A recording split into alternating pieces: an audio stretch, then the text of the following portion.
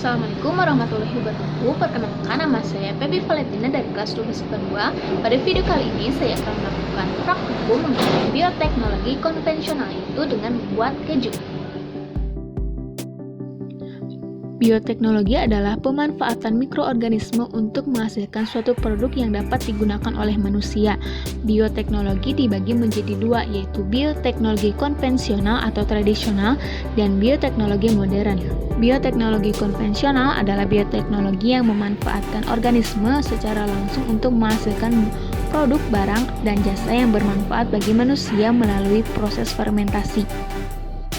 Sedangkan bioteknologi modern biasanya menggunakan teknologi-teknologi yang dapat membantu kita dalam proses pengkloningan atau kultur jaringan. Keju merupakan salah satu dari penerapan bioteknologi yang menggunakan mikroorganisme. Keju adalah sebuah makanan yang dihasilkan dengan memisahkan zat-zat padat dalam susu melalui proses pengentalan atau koagulasi. Proses pengentalan ini dilakukan dengan bantuan bakteri atau enzim tertentu, yaitu Lactobacillus dan Streptococcus yang disebut Ranet. Bakteri tersebut berfungsi memfermentasikan laktosa dalam susu menjadi asam laktat yang terdapat dalam cuka makanan. Umumnya, hewan yang dijadikan sumber air susu adalah sapi, unta, kambing, domba, kuda, atau kerbau yang digunakan untuk beberapa tipe keju lokal. Keju memiliki hampir semua kandungan nutrisi pada susu seperti protein, vitamin, mineral, kalsium, dan fosfor. Namun tidak hanya itu, tapi juga ada lemak dan kolesterol yang dapat menyebabkan masalah kesehatan apabila dikonsumsi secara berlebihan. Keju sangat bermanfaat karena kaya akan protein, terutama bagi anak kecil karena mereka membutuhkan protein yang lebih banyak dibandingkan dengan orang dewasa. Di dunia ini ada beberapa jenis keju, di antaranya ada beberapa yang terkenal, yaitu keju cheddar, keju edam, keju mozzarella, dan keju parmesan. Keju cheddar adalah yang paling sering kita temui di Indonesia.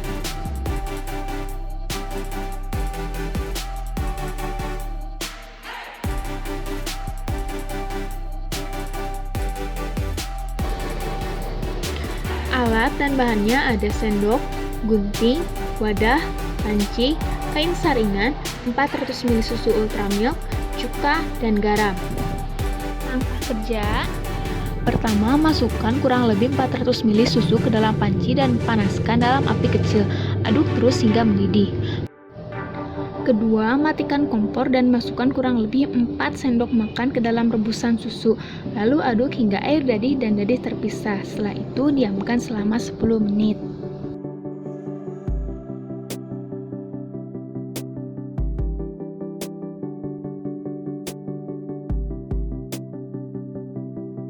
Ketiga, pisahkan air dadih dan dadih menggunakan kain tipis atau saringan, lalu peras hingga tidak ada kandungan air dalam dadih.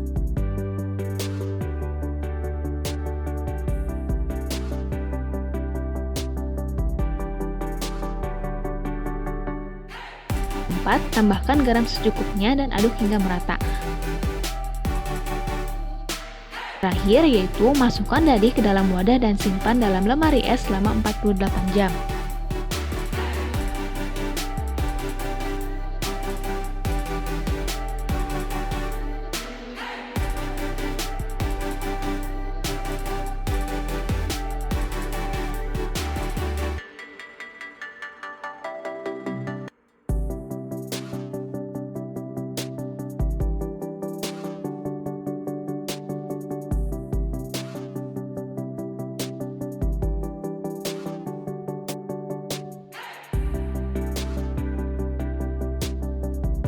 Dalam pembuatan keju ada 4 proses penting, yaitu proses pengasaman, pengentalan, pencetakan, dan pematangan. Dalam pembuatan keju dibutuhkan bakteri Lactobacillus dan Streptococcus yang terdapat di dalam cuka makanan untuk mengubah laktosa menjadi asam laktat, dan itu akan terasa sedikit asam pada keju yang siap dimakan.